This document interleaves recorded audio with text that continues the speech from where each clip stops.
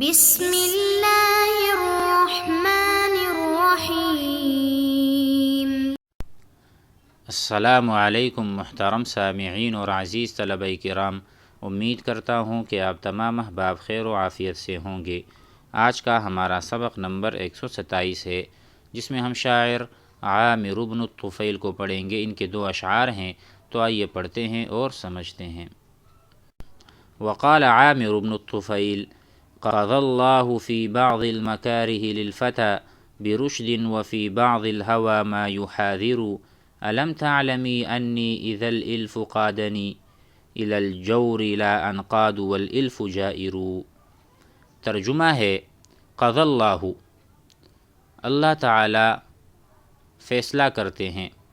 یا اللہ جل شانہ بعض ناپسندیدہ اشیاء میں، قضى اللہ فی بعض المکارہ، المکارہ جیسے ہے عسى ان تکرہوا شیئا وہو خیر لکم، ہو سکتا ہے تم کسی چیز کو ناپسند کرو اور وہ آپ کے لیے خیر ہو۔ تو مکارہ یعنی مشقات یا مشاق، مصائب، ایسی چیزیں جس کو نفس نہیں چاہتی ہو۔ تو کہتے ہیں قضى اللہ فی بعض المکارہ، اللہ جل شانہ نے بعض ناپسندیدہ اشیاء میں بندے کے لیے، للفتى للرجل للعبد، کیا رکھا ہے؟ برشد، خیر کا سامان، ہدایت کا سامان، وفی بعض الہوى، اور بعض محبوب چیزوں میں اللہ تعالیٰ نے کیا رکھا ہے؟ ما یحاذر، ما یخاف و یکرہ، جس سے ڈرا جاتا ہے، گھبرایا جاتا ہے، یعنی وہ انسان کے لیے ہلاکت کا سامان ہے۔ بظاہر وہ تو بہت اچھی چیز لگ رہی ہوتی ہے، لیکن اس سے انسان کو ڈرنا اور پیچھے ہٹنا چاہیے، جس سے انسان ڈرتے ہیں اور اس میں انسان کے لیے اچھی چیزیں نہیں ہیں۔ الم تعلمی، کیا آپ نہیں جانتے، کیا آپ کو معلوم نہیں ہے؟ انی اذا الالف قادنی، کیا آپ کو معلوم نہیں یہ بات کہ جب دوست مجھے ظلم کی طرف کھینچتے، اذا الالف قادنی، الف یہاں پر ہم کہیں گے وہ لوگ جس سے ہماری الفت، ہمارا جوڑ، ہمارا تعلق، گویا کہ ہمارے دوست ہیں، اگر وہ ہمیں کچھ کہتے ہیں تو ہم کرنے لگ جاتے ہیں، کیونکہ تم نہیں جانتے کہ جب دوست مجھے ظلم کی طرف کھینچتے ہیں، قاد یقود، قیادت کرنا، یعنی میرے آگے آگے، میں ان کے پیچھے پیچھے، وہ مجھے ہانکتے ہیں، آگے لے جاتے، الی الجور الی الظلم، جوری، لا انقاد، تو میں ان کے پیچھے نہیں جاتا، میں ان کی اتباع نہیں کرتا، والالف جائر، کیونکہ یہ جو الفت اور محبت ہوتی ہے نا، یہ انسان کو بڑے بڑے یعنی نقصانات میں ڈال دیتی ہے۔ کیونکہ اگر کہتے ہیں اخبرنی من خاللت اخبرک من انت، آپ مجھے یہ بتائیں کہ آپ کا خلیل اور دوست کون ہے، تو میں آپ کو بتا دوں گا کہ آپ کون ہیں۔ اخبرنی من خاللت، خالل یخالل، من خاللت، کون تمہارا خلیل ہے، اخبرک من انت، میں آپ کو بتا دوں کہ آپ کون ہیں۔ تو وہی ہے کہ صالح کے ساتھ بندہ نیک اور طالح کے ساتھ بندہ برا بن جاتا ہے، تو اس میں یہی مضمون بیان ہو رہا تھا۔ مزید آگے پڑھتے ہیں۔ وقال مجمع بن ہلال ان اکو ما شیخا کبیرا فطالما عمرت ولكن لا ارى العمر ينفع، مضت 100 من مولدي فنظوتها وخمس تباع بعد ذاك وأربع، وخيل كأسراب القطى قد وزعتها لها سبل فيه المنية تلمع، شهدت وغنم قد حويت ولذة أتيت وماذا العيش إلا التمتع۔ مجمع ابن ہلال بھی یہاں پر رقائق یعنی ایسی باتیں، حکمت کی باتیں، دانائی کی باتیں کر رہا ہے، تو آئیے سمجھتے ہیں۔ ان اکو ما شیخا کبیرا، اگر میں شیخ کبیر بن گیا، ان اکو شیخا کبیرا، ما زائدہ ہے، تو اگرچہ میں بن چکا ہوں، اصل میں اکو جو ہے نا، یہ اکن، جس طرح ہم کہتے ہیں کنتو عالما، میں عالم تھا، اکون عالما، میں عالم بنوں گا یا ہو جاؤں گا، تو یہاں پر ان چونکہ حرف جزم ہے، حرف شرط و جزم، ان اکو، اگرچہ میں ہوں شیخا کبیرا، بہت بڑا آدمی بن گیا ہوں یا شیخ کبیر بن گیا، فطالما عمرت، اور میری عمر طویل ہو گئی ہے، تو کوئی حرج نہیں، ولیکن لا اری العمر ینفع، کیونکہ عمر میں مجھے نفع نظر نہیں آتا کہ اس کا انجام ضعف، پیری اور ہلاکت ہے، آخر کار مر جانا ہے، تو عمر یا زیادہ زندہ رہنے میں کوئی فائدہ نہیں۔ یہ کہہ رہے ہیں آخر کار موت تو آنی ہی ہے، تو اس میں انسان ضعیف ہو جاتا ہے اور پیر ہو جاتا ہے اور ہلاک ہو جاتا ہے۔ کہتے ہیں مضت مئۃ من مولدی، میری پیدائش کے بعد 100 سال گزر گئے، 100 من مولدی میری پیدائش، مضا یمضی گزر جانا، فنضوتها، نضو کا ترجمہ کھینچنا، نکالنا یا طے کرنا، فنضوتها تو کہا میں نے لباس کی طرح انہیں اتار پھینکا، وخمس تباع بعد ذاک واربع، اس کے علاوہ 5 سال اور اس کے بعد 4 سال، اور یعنی کل عمر میری 109 سال ہو گئی ہے۔ میں نے 100 سال کے گویا کہ کپڑے اتار دیے، 100 سال سے بھی متجاوز ہو گیا، فنضوتها فخلعتها، میں نے 100 سال کو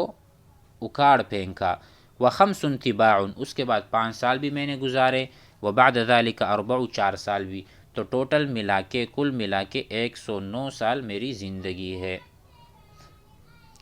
آگے کہتے ہیں وخیل کا اسراب القطع قد وضعتها، قطع پرندے ہوتے ہیں جو بہت لمبے ہوتے ہیں اور اڑتے ہیں، قطع پرندے کی جماعتوں کی طرح بہت سے شہسوار ہیں، وخیل شہسوار ہیں، کا اسراب القطع، کا جماعات القطع، قد وضعتها لها سبل فیہ، میں نے کیا کیا ان کے ساتھ، جن کو میں نے منظم کیا اپنے زمانے میں، جن کے لیے ایسی بارش تھی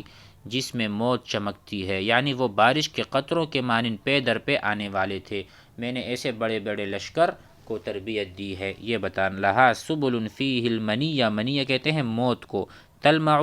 گویا کہ موت چمک رہی ہوتی ہے، جو بھی آئے گا وہ موت کو چکھے گا۔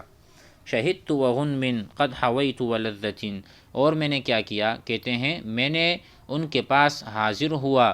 اور میں نے بہت سی غنیمت بھی جمع کی ہے اور بہت سی لذتیں اٹھائی ہیں، اور زندگی تو چند دنوں کی بہار ہی کا نام ہے، اتیت ولذۃ اتیت وما ذا العیش الا التمتع، اور زندگی نام ہے تمتع کا، لذت کا اور بہاروں کا، تمتع یتمتع، لذت حاصل کرنا، تو کہتے ہیں میں نے ساری چیزیں حویت، شہدت، غنیمت بھی حاصل کی، یہ ساری چیزیں میں نے لی ہیں، میں نے دنیا کے مزے لوٹے ہیں، گویا کہ اب کیا ہے، بس تھوڑی دن کی زندگی ہے۔ وعاثرة يوم الهميم رأيتها وقد ضمها من داخل القلب مجزع، اسی طرح وعاثرة اس کا ترجمہ ہے کہ میں نے ورب عاثرة، میں کبھی گرا بھی ہوں گا، یوم الہمیمہ، یہ ایک دن تھا، لبنی مجاشع، وہاں پر ہو سکتا ہے مجھے مات بھی پڑی ہو، رأیتها، میں نے یہ دن بھی دیکھا تھا، وقد ضمها من داخل القلب مجزع، یعنی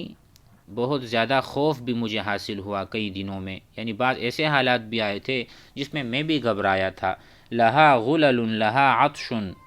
فی الصدر لیس ببارح، کہہ رہے ہیں اور یہ جنگ تھا، دن کتنی پسلنے والی عورتیں تھیں جن کو میں نے دیکھا، جبکہ اندرون دل سے ان پر جزع اور خوف طاری تھا، میں نے بہت سی عورتوں کو ضمہا گلے بھی لگایا ہے، جبکہ وہ ان پر بہت خوف طاری تھا، گویا کہ میں نے ان کی مدد کی ہے۔ آگے کہتے ہیں ان کے سینوں میں سوزش تھی، عطش غلل، فی الصدر لیس ببارح، ٹھیک ہے، جو زائل نہیں ہو رہی تھی، شجا نشب والعین بالماء تدمع، ان کے حلق میں اٹکنے والی ہڈی پھنسی ہو اور آنکھیں آنسو میں ڈبڈبائی ہوئی تھیں، یہ اس لیے کہہ رہے ہیں کہ ایسی عورتیں تھیں کہ ایک بدحواس عورت کا ذکر ہے کہ جس کی آنکھیں ڈمڈمائی ہوئی تھیں اور خوف سے بے حال تھی اور بدحال تھیں۔ دیکھیں تقول، وہ کہہ رہی تھی، وقد افردتها من حلیلها، وہ کہہ رہی تھی اس حال میں کہ میں نے اس کو اس کے شوہر سے جدا کر دیا تھا، کیا کہہ رہی تھی، میں نے اس کے شوہر کو قتل کر دیا تھا، کہہ رہی تھی تعست کما اتعستنی یا مجمع، اے مجمع تو ہلاک ہو جا جیسے کہ تو نے مجھے ہلاک کر دیا، میرا شوہر مجھ سے چھین لیا، یہ اپنی شجاعت کا بیان ہو رہا ہے، یعنی ان عورتوں میں ایک خوف تھا، ان کی آنکھیں جو ہے نا باہر آئی ہوئی تھیں خوف سے، تدمع، ان کے آنسو ٹپک رہے تھے، نکل رہے تھے، اس میں ایک عورت کہہ رہی تھی جس کو میں نے، جس کے شوہر کو قتل کیا تھا، وہ تعست، تباً لکا، ہلاکت ہو تمہارے لیے، تعستا تعسا ہلاک ہونے کے معنی میں آتا ہے، اور اتعس یتعس باب افعال میں سے ہلاک کرنے کے معنی میں آتا ہے، اللہ تمہیں ہلاک کرے، کما اتعستنی کما اہلکتنی، یا مجمع، مجمع شاعر کا نام ہے۔ فقلت لہا، تو میں نے اس سے کہا، بل تعس امی مجاشعی، میں نے اس سے کہا کہ ہلاکت ہو ام مجاشع،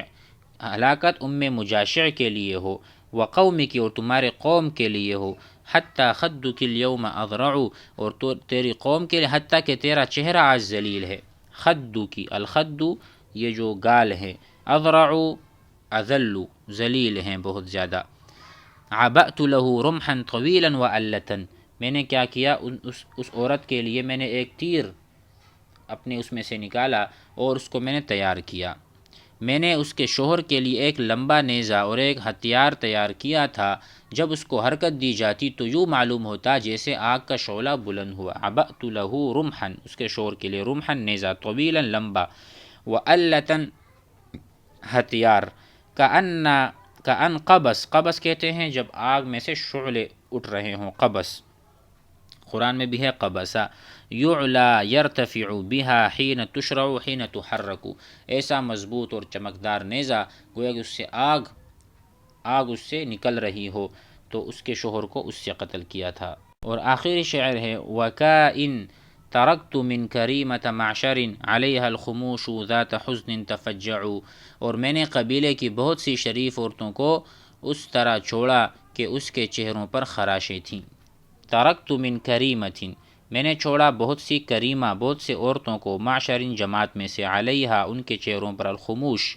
نشانات تھے، ذات حزن تفجع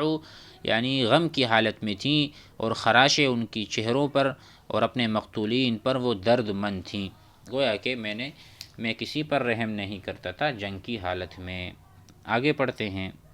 اتنا بہت ہے، انشاءاللہ اگلے درس میں مزید آگے پڑھیں گے۔ والسلام علیکم۔